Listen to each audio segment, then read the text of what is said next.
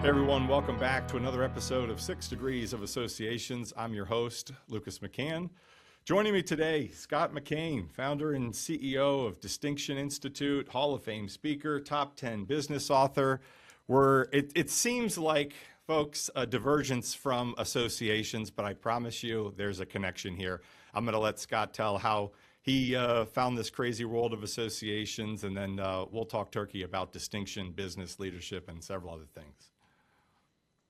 Well, first of all, Lucas, I forgot to mention, I had many years ago, I had the greatest part-time hustle gig in the world. I did movie reviews that were syndicated, and I got to interview Kevin Bacon. Oh, wow. So I really am 1 degree. This connection's already, When they talk about 6 degrees, I can be a first degree from Kevin Bacon.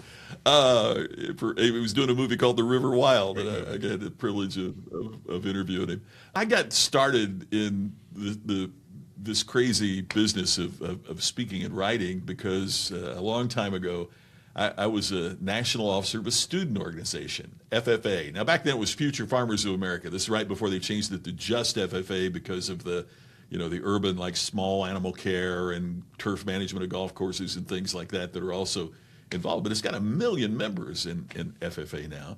But because of that connection to agribusiness, I was young and energetic and giving speeches, representing FFA, but somebody's mom would be the president of the County Farm Bureau Association, or somebody's dad was involved with the National Corn Growers Association.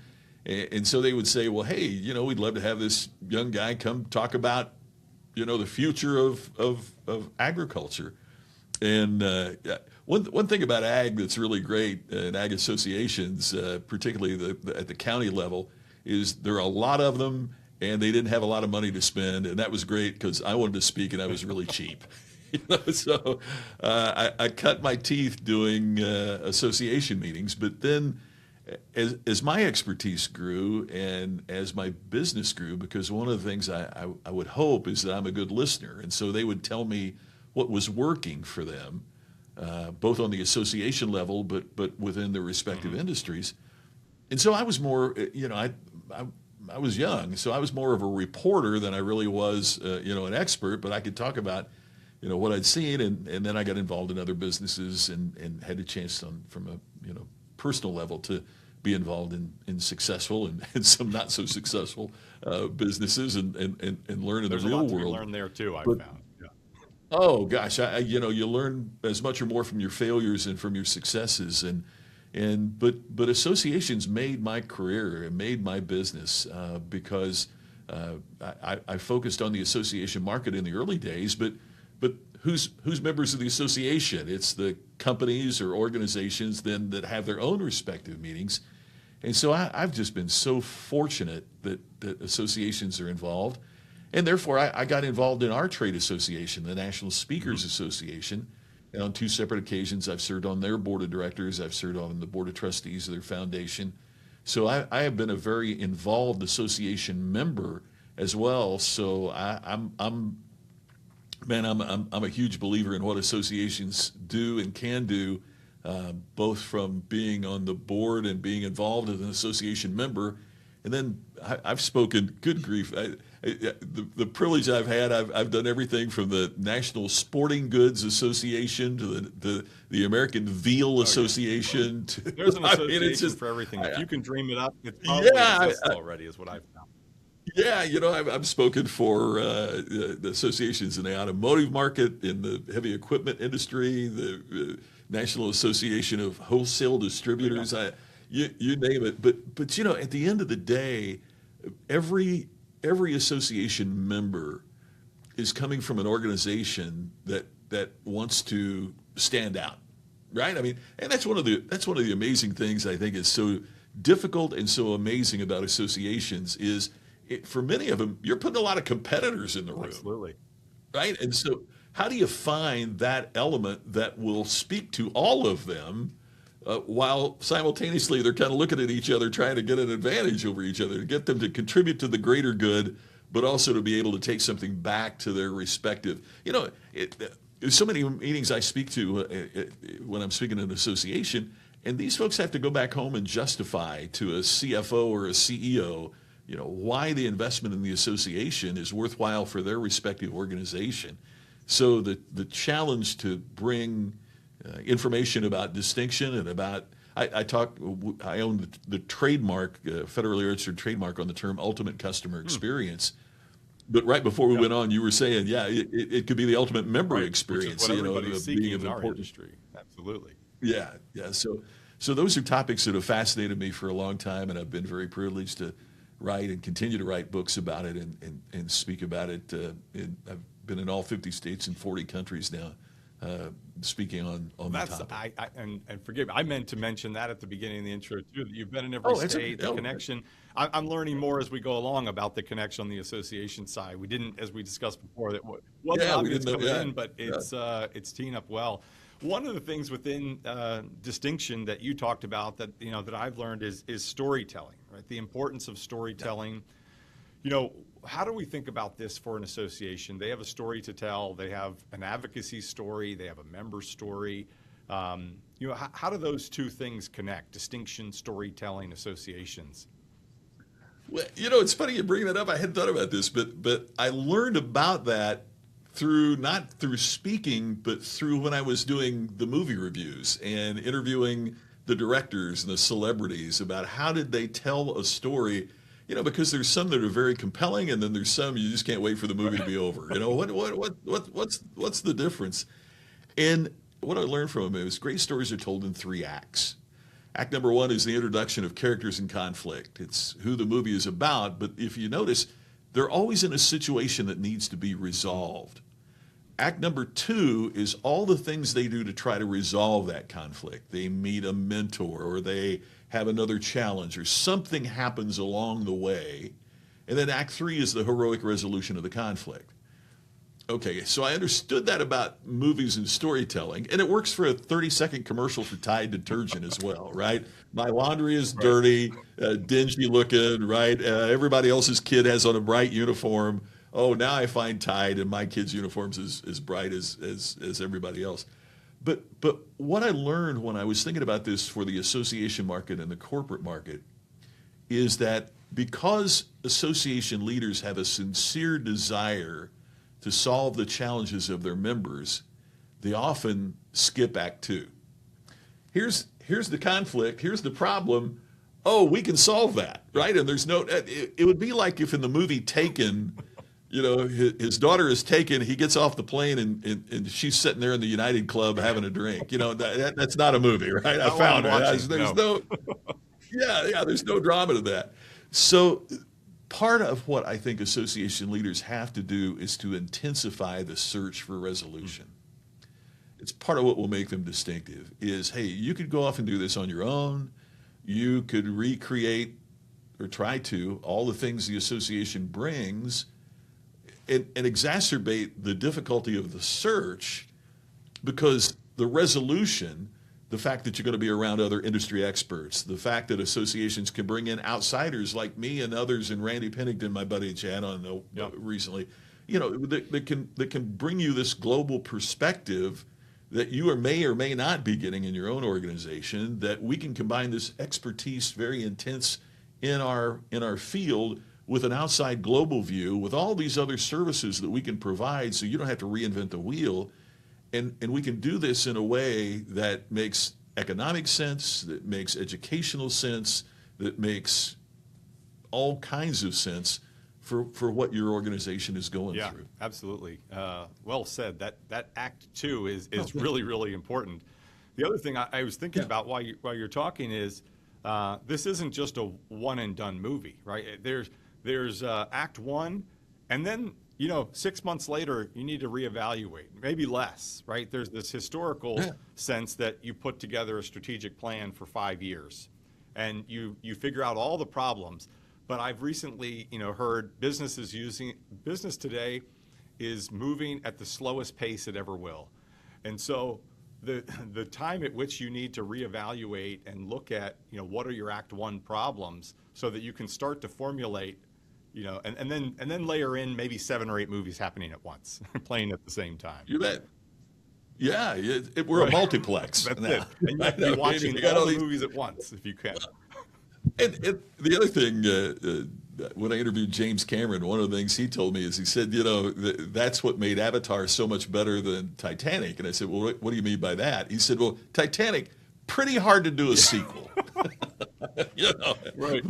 But Avatar can create its own universe. And in show, my first book was titled All Business is Show Business. And I don't mean that from a frivolous standpoint. I mean, Schindler's List was a product of show business. The movies that are going to be up this year, including Hammett, it's not the feel-good hit of the summer. So entertainment works when it creates a compelling emotional connection with the audience. I think the same is true with associations. Associations work when they not only serve the needs of their membership, but they also create this compelling emotional connection throughout the membership. That's what makes the difference. And that's where distinction truly lies. And even as we look at this AI, transformed world, I did a blog post today called Tasks Are for Tech, but Moments Are for Humans.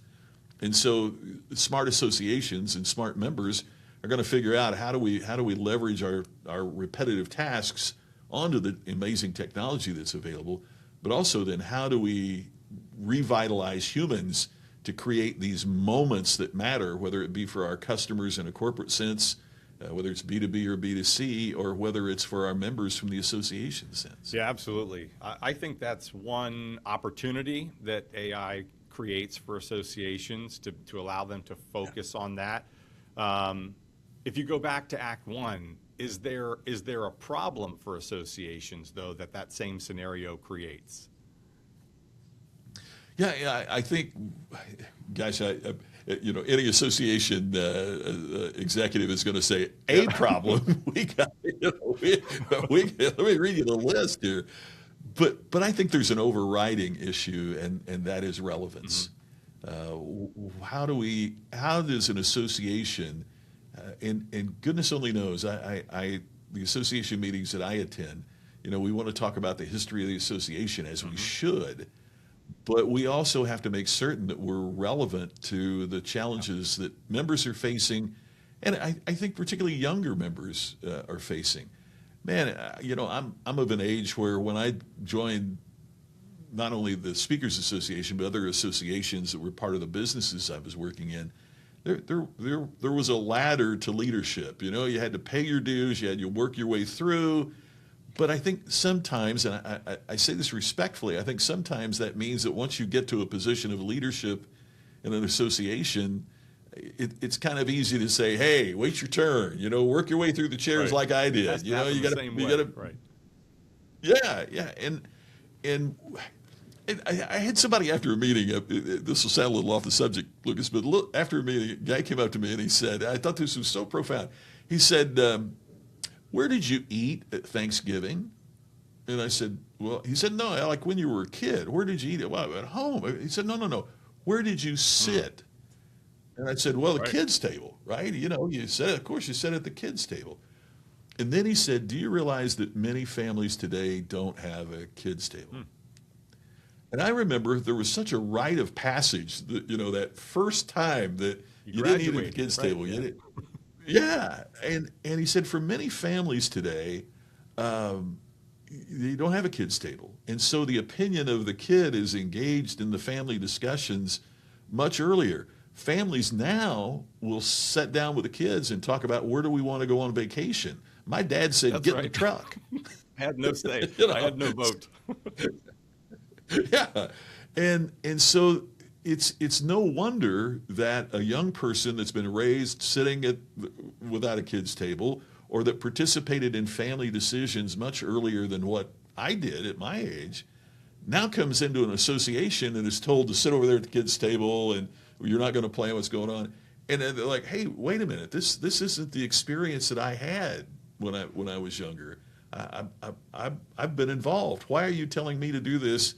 And so the presumption becomes, it's not relevant to the experience that I've had.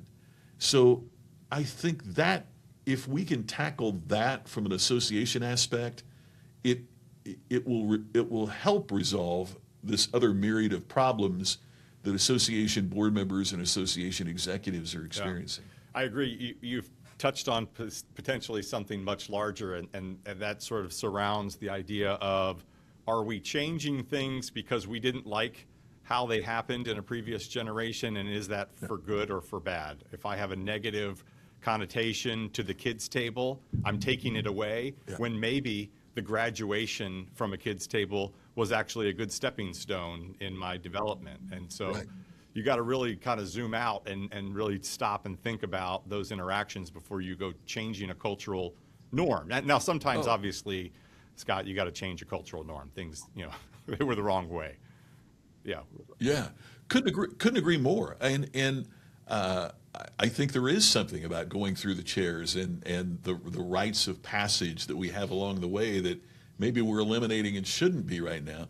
But I also think that along with that, then we have to be experts at communicating why it's that Agreed. way, instead of it's the way we've always done it, or you don't understand the tradition of our association, or that's one of the things that I've found with the younger professionals that I work with, and I'm also very involved at High Point University. I'm on the in-residence expert faculty there part-time with some other really interesting people. Steve Wozniak from Apple, Mark Randolph, co-founder of Netflix. High Point University has brought us in to mentor and talk to the students about the real world. And that's one of the things that we get to say to them is, here's what we did to pay our dues, here's what you can expect. But I don't find that happening in a lot of educational institutions, and I don't find that happening in a lot of even families. No. It's really an advantage that those students have to hear from people about, here's the dues we had to pay, but here's what we learned along the process, and here's why this is important. And I see a lot of associations as well having leadership, young leaders groups to help them learn the ropes of what it takes, not only in the association, but especially in their respective Yeah, industries. absolutely. I hear a lot of association leaders talking about creating young professionals groups, and partly maybe those want to listen and learn how they can attract newer members. Some of them just intrinsically want to pass on knowledge. They think this could be a benefit to the association if we can create groups that allow mentors to come in and talk about an industry and help educate them about the value of the industry, or maybe some hurdles that they ran into that they're trying to help a younger group, younger professional miss. Although, as we said, there could be some value in just letting them trip sometimes and not fail, but at least fall and pick themselves up. But you mentioned something, a new term I hadn't heard, reverse mentoring, before we started here. Talk a little bit about that, because I thought that was an interesting term. Oh, thank you. Well, Lucas, one of the things that really occurred to me, and I write about this in my new book, is that I wouldn't be where I am without, and two in particular, mentors that really took me under their wing. They were pros that had fought the wars and been through it, and helped me discover where some of the landmines were before I stepped on them, and were just invaluable. So I want to be that for younger folks, in my professions. But I also want to be relevant. I don't want to be, I don't want to become the old guy, shaking his fist at clouds and, you youngins don't understand what's going on. So I thought, what if there was a concept of reverse mentorship? What if I found some folks in their late 20s, early 30s who could tell me what it's really like for them, and could mentor me on what their experiences are, and where I didn't have to be always saying, well, you don't understand. Maybe I don't understand how AI has changed their professional careers or brings them anxieties that I didn't have at that stage in my career. Maybe I don't understand, some of the things that they went through. If I have no idea what it would have been like if COVID shut down my school and I had to stay at home and learn without the engagement of my classmates, or when I participated in sports, I'm from Indiana, where basketball, we literally, in my hometown, we literally have more seats in the gym than there are people in the community, and it was full every time. Yeah, our little county, I was born in the same town that John Mellencamp sings about. I was born in a small town. I was born in the same small town. And, the gym there in Seymour, where it was John's home, is like, I haven't seen the number lately, but I think it's the fifth or sixth largest high school gym, or fifth or sixth largest high school gymnasium in the world. I mean, it's crazy. Well, anyway, so every time the door opened, it could be a seventh grade basketball game, and the stands are packed. I can't imagine being an athlete, as you and I were talking about in sports, and there's nobody in the stands. You can't, and the players had to sit far apart, a chair or two between each other. So how does that impact you? I don't know. I want to learn about that. So I think part of what we have to be now as older adults leading associations is not only leaders, but we have to simultaneously be humble learners. I think if we will adopt that posture and find some reverse mentorship opportunities, we can ensure that our associations and that we personally and professionally stay relevant in this transformed world. I think it was the intellectual and Ted Lasso, right, that said, "Be curious, not judgmental." I saw this quote by Walt Whitman. It was painted on the wall there. It said, "Be curious, not judgmental." That's my favorite scene I think ever on any show. It's that so is good. him with the True. darts. That's the best. It resonates well. We really have to, that reverse mentorship, that idea of, hey, if there was a podcast, for example, and we put something together, all we did was interview younger folks on there and just tell us about your experience of being 28 years old or 30 years old. I mean, I think that's something that people would want to listen to, or I'll say it differently, should listen to, if you're really trying to build an association that's relevant for that generation. Yeah. So true. And so true. to your point, there's a lot that we don't know and understand. And just a quick story. I'm helping my daughter with her algebra homework. This is a few weeks ago, and she goes, "Well, I just don't know the answer." And I said, "Well, back in my day, we'd go into our textbooks and we'd look for an example that's kind of like it." But I thought, I'm going to be really slick here. I pull up my laptop. I said, "Well, we can use ChatGPT today." And I'm typing in the prompts and, trying to help her get some additional notes and context. And she goes, "We don't have to do that." She whips out her phones, opens Google Lens, and she snaps a picture of her workbook with the problem on it. She circles it with her finger, and then it just spits out all the step-by-steps on how to do it. And I thought, wow, okay. So there's a different way of learning I would have never thought about. Yeah. Oh, yeah, and it makes a great point. I mean, that's part of what I see happening at High Point University, where I'm very involved, is, okay, so when all of the answers are available, what do we really need to be teaching in education? And how do we teach people how to learn?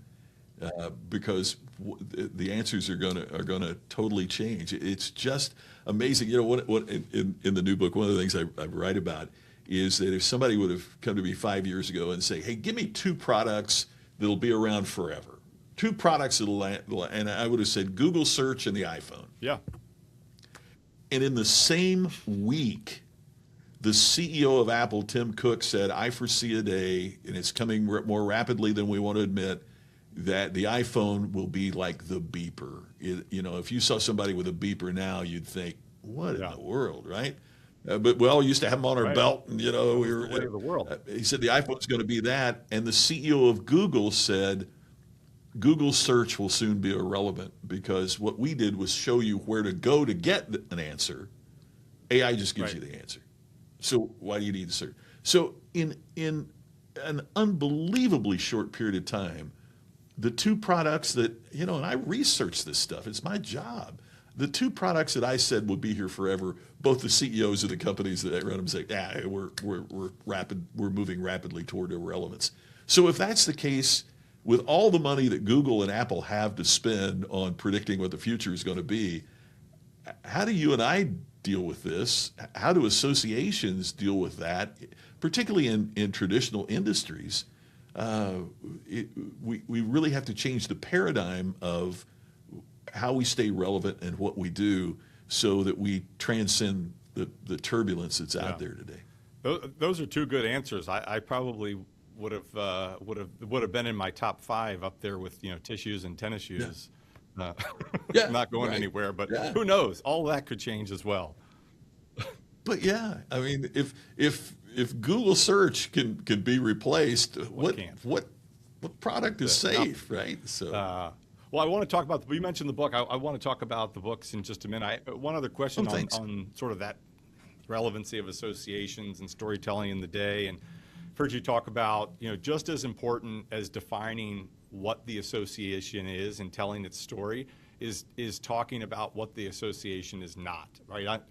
I'm big on the focus factor, and in order to move quickly and forward, you need to narrow the banks and get focused. Like, what should associations be thinking about that they may not be anymore? And there's always a time in the past, and maybe what should they not be, or what are they not?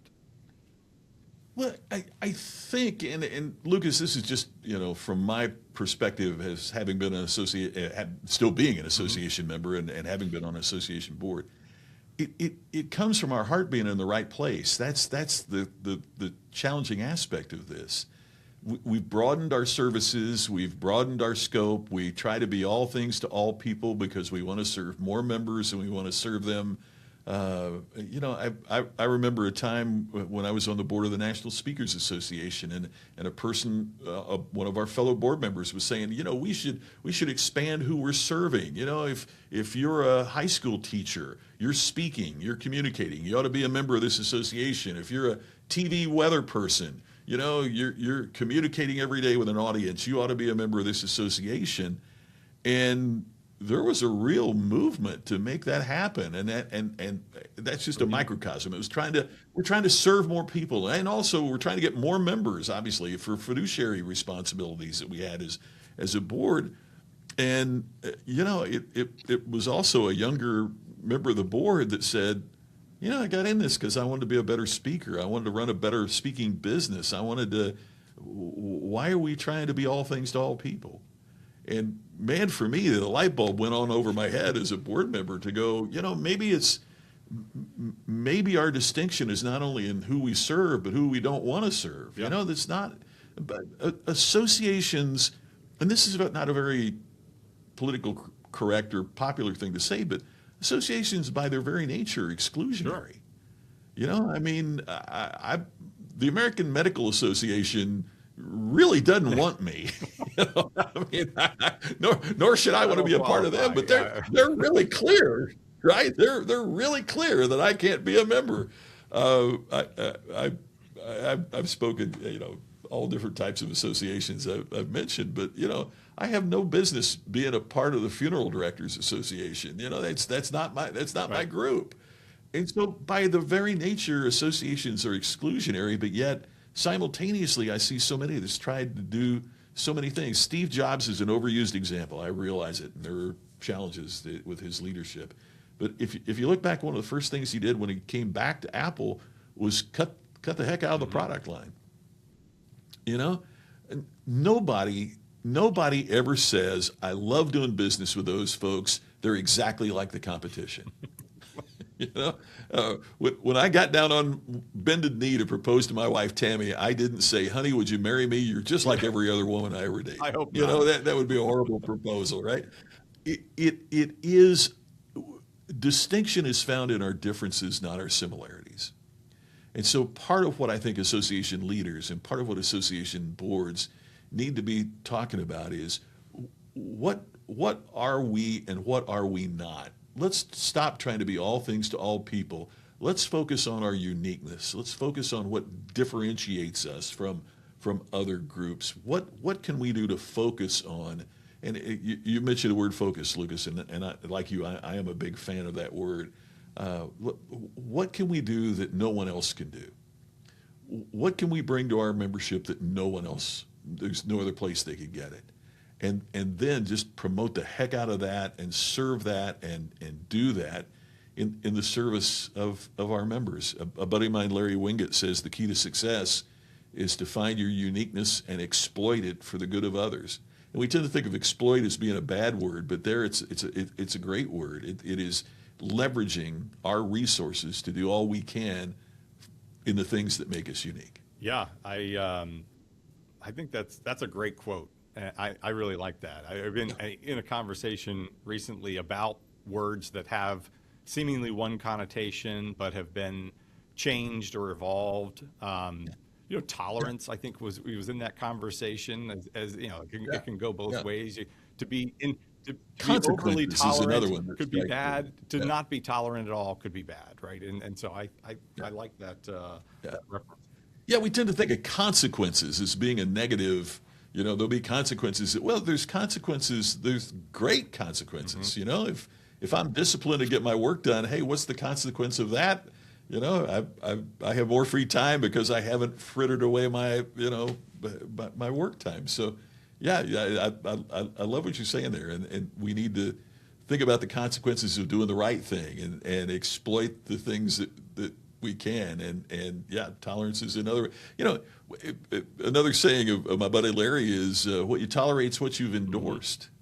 That's kind of scary. I think about that one a lot. What behaviors around me do I tolerate? What do we tolerate as a nation? What do we tolerate as an association? Because the challenge is, if you really put it under a microscope, evidently we've endorsed it, or else we wouldn't tolerate it. Yeah, I've heard something similar stated.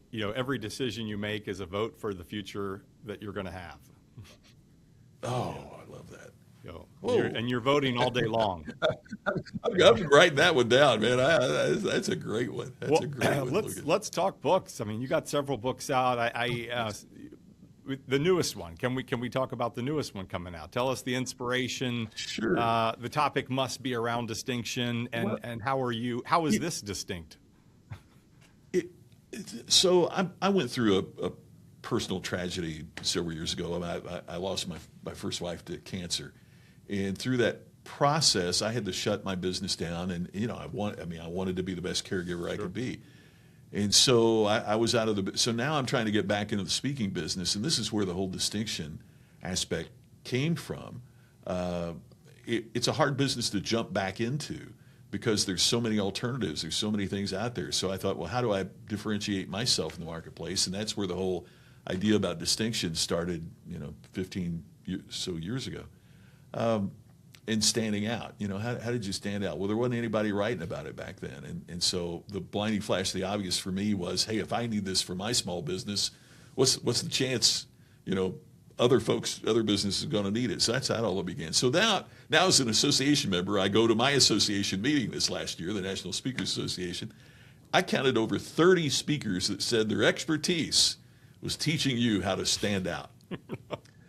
The irony is palpable in the room. Yeah, and I mean, so standing out's become commoditized. I mean, everybody says they're going to stand out. And then one of the things that I saw too was, I don't think it can be called change anymore. It's too unpredictable. It's too fast. It's too rapid. The word I'm using is turbulence.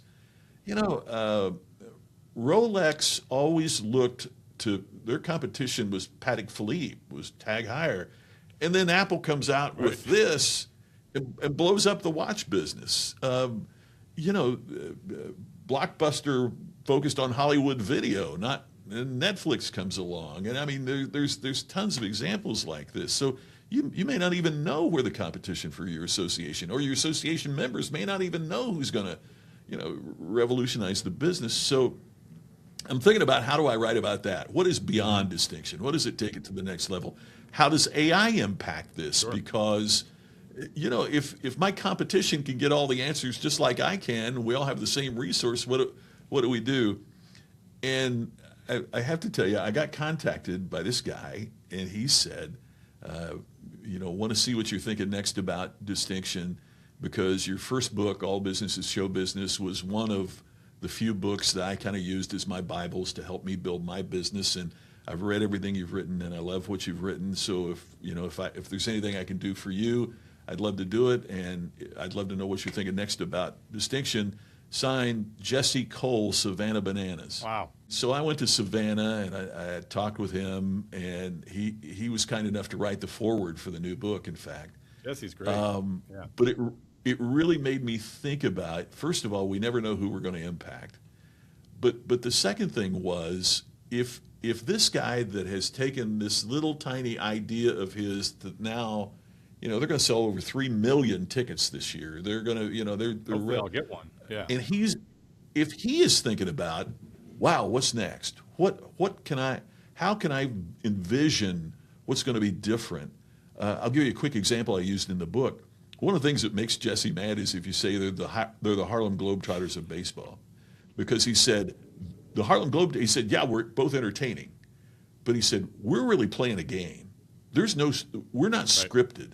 The players don't know who's going to win. These are excellent baseball players who also want to create these meaningful, entertaining experiences.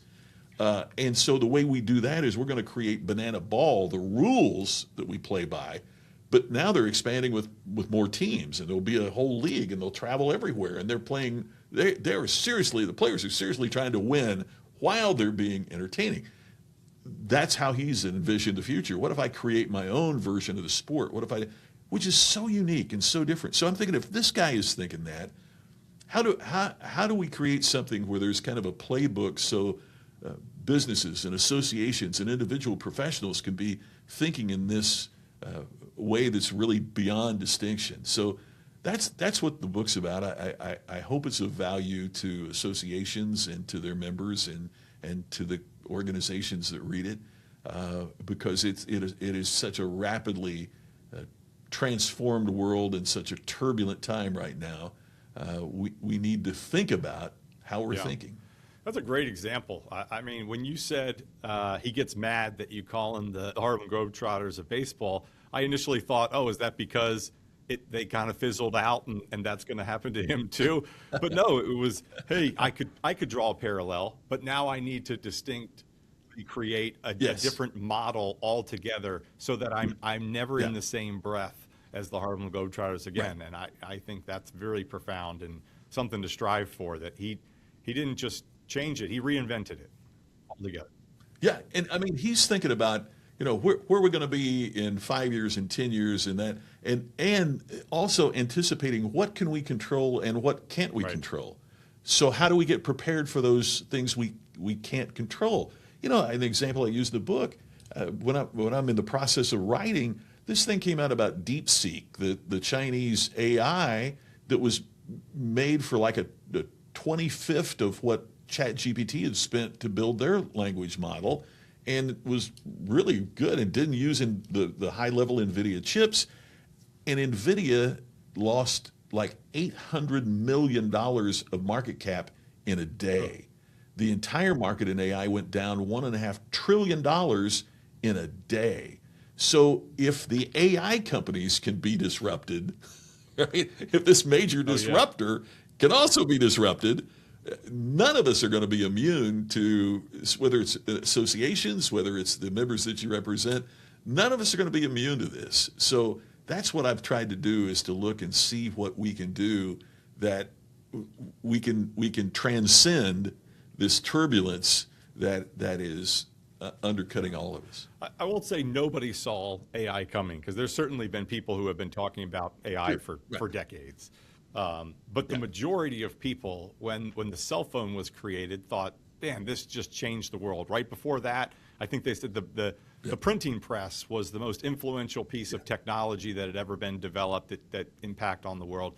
Then it was the cell phone, and now it's AI. Well, if you look at the time frame between when the cell phone came out and when AI created, and then before that, the printing press, the periods of innovation just become smaller. So there's really nothing to say in 10 or 15 years, there could be something that says, actually, this is more impactful than AI, which is really difficult to fathom at this point.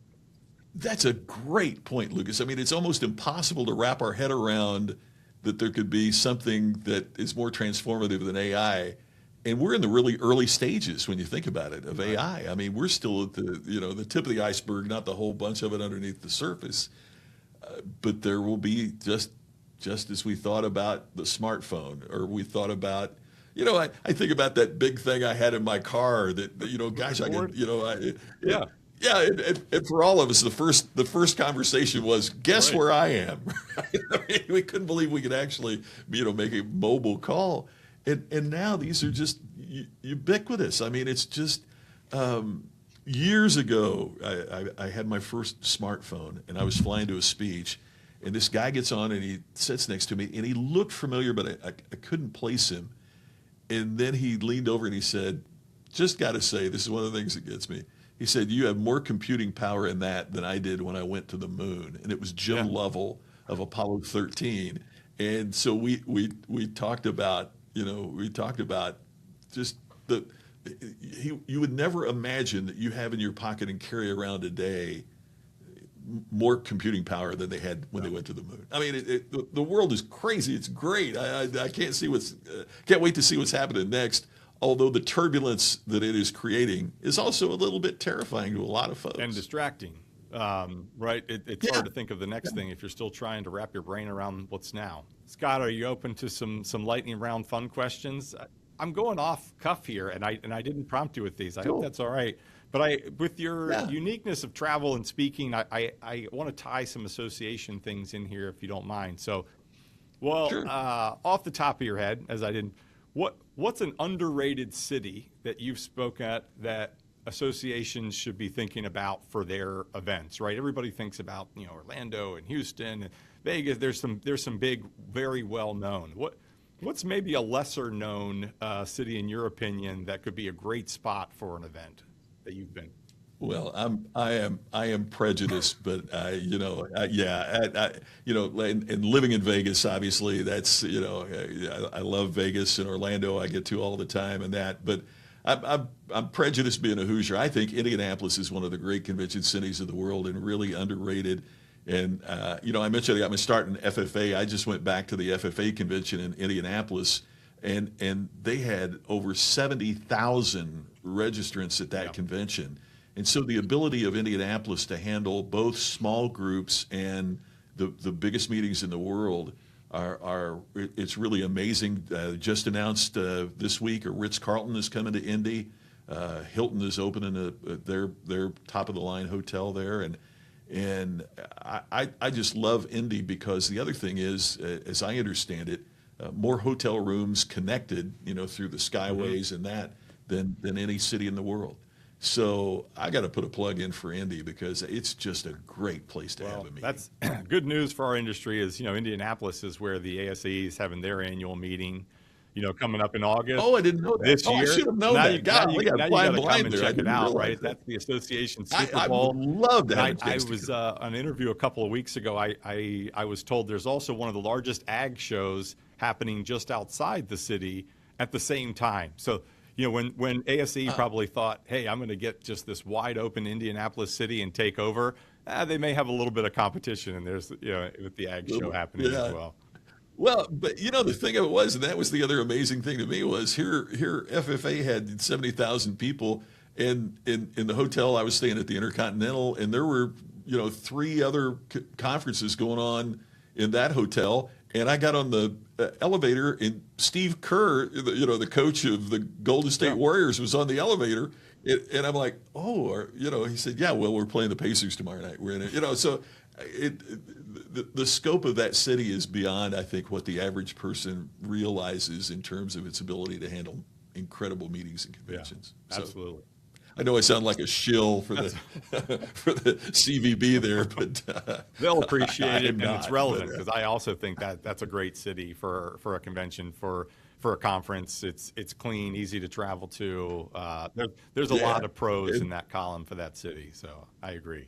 Again, for association leaders, you've obviously been on stage dozens and dozens and dozens of times. You've spoken in front of small, large audience, all the things.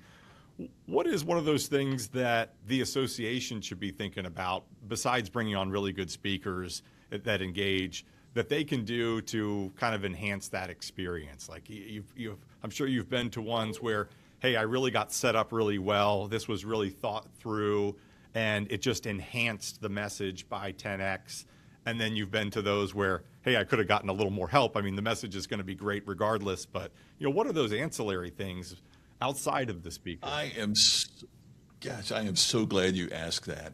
My frustration as a speaker for association meetings, and man, I would love to do more. I love speaking for associations, so I will humbly suggest, you spend what you spend on a speaker, and then the meeting is over, and you don't leverage the connection that the speaker has made with your audience after the meeting. I mean, one of the things I offer at no additional charge, and I think a lot of speakers would do so if you just ask, is let me shoot a video that you send to the members after the event. And I'll recap what we talked about and then say, hey, how much of this are you applying? How can how can your association help you apply?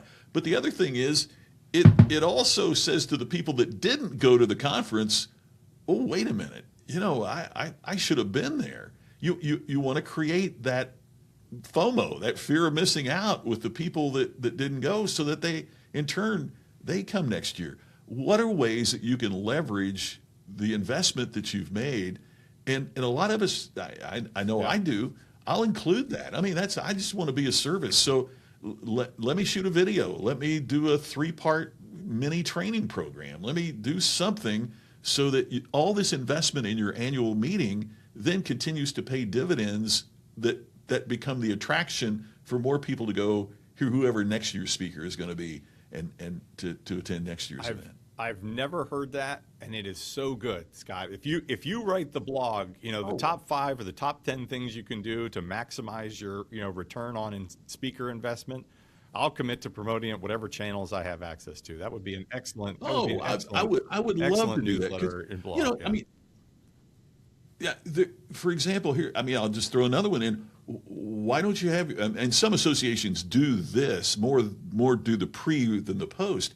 But why not have us shoot? I would love to shoot a video, and it sounds egocentric. I don't mean it that way, but it shows me on stage at other big events, so it positions expertise that would make people want to go. Or here's one thing, I've got several ideas for you. Here's one, and you give them a good idea before the event. So what you've done is position that this event, this. Don't skip the general session. This is going to be a valuable thing. So all the ways that we can help and promote that, if asked, are really deep and hopefully incredible. And a great use of the medium for video, right? 45 seconds, 1 minute. Hey, I'm looking forward to seeing you all in June. I'm going to talk to you, about this, and here's one insight, and come for more. It promotes people who may not have otherwise come to the event. So it's promoting the event, it's promoting the speaker. For those who have already committed, you're getting more excited. You have something to look forward to. I want to piggyback on that for just a second, though, Lucas. I'm sorry to go on a tangent here, but there's 2 ways basically that speakers get selected.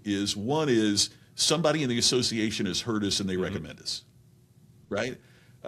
That person would probably take out their iPhone and do a 30. Hey, I heard Jane Doe at this conference. You really need to come here because we're bringing her to our conference. Second way they book it is they saw a video. They saw our demo video. Why not combine the recommendation and the video, or just one? I mean, if you booked me because you saw my video and thought it had relevance, let me take that video and make you your own version so that you can then send that to the membership to drive attendance at your conference and drive interest in the topic. It's a service that if your speaker isn't doing that, in my opinion, they should be. That's beyond distinction. That is beyond. That is personalization and beyond distinction. We'll try to walk the go. talk. That's what we all have to do. Well, Scott, last question. What's something about Scott that we couldn't find out from OpenAI or Gemini or any of them? Yeah. AI couldn't tell us about Scott, and it's not on your resume. There's a grand jury looking into that, right? No, I'm kidding. I'm kidding. Well, this probably wouldn't pop up much, but one of the weirdest things that happened, I was speaking at a meeting. It was an association event of the National Livestock Auctioneers Association, and this is a long, long time ago. I was just out of FFA. And they said, okay, there's this German team, and they're shooting a documentary about our group. And it was kind of a cool idea, right? The cattle they were auctioning was the product, And that was the supply, and the demand was the people bidding on it, and the auctioneer was like the government regulating the sale. Then I realized they told me that they don't have livestock auctioneers like that in Germany. So what it meant is nobody understands what the government's doing, right? So that was kind of a neat metaphor. Anyway, so I met the director of that, and he called. I was still in college, and he called me later, and he said, "Now I'm filming a movie. I'd like for you to play kind of the bad guy of the movie." And so I got to act in this movie, and I hated hated everything about it. Hated the process acting, hated the waiting, I hated everything about it. But the late Roger Ebert named it one of the 50 great movies in the history of cinema. And it's a German film by Werner Herzog, who since has become, pretty well known with his documentaries Grizzly Man and some of the other movies that he's made. But this is one of Herzog's early films, and the chance to act in a movie. The problem is, then I meet my wife after my first wife passed away. I'm now married a second time, and the first thing when she saw that movie was, "Yeah, you're so young and so thin. What happened?" So I really didn't want a record of being that thin. So You raised the bar on yourself by showing her the movie. yeah, unfortunately, yeah. I was like, oh well, it's before your great That's cooking, yeah. sweetheart. Yeah, I don't know. I had to try to save that. Well, Scott, as I wrap us up, as I always do, I'll ask you, is there somebody within your network you think our audience here would benefit from hearing from? Yeah, I really want to recommend you to my friend Mark Sanborn. Mark wrote an incredible book called The Fred Factor. He's got a lot of other books too that work in the association market. Another one of my favorites is a few years back he wrote a book called "You Don't Need a Title to Be a Leader." I love that. Which I think really applies in the association marketplace. He's just a fascinating guy, a great guy, and a really deep thinker about what works and what doesn't work in today's world of business and associations and corporations. I really highly recommend Mark, and I'll get on the phone and make certain to recommend. Poke him along. I would hope that the tip of the hat alone would maybe encourage him enough to come on, but I appreciate the referral, Scott, and the time. I mean, it's valuable, and thank you for sharing your work, your career, your It's insight. been a blast, Lucas. Thank you It so was a much. great time. I appreciate it.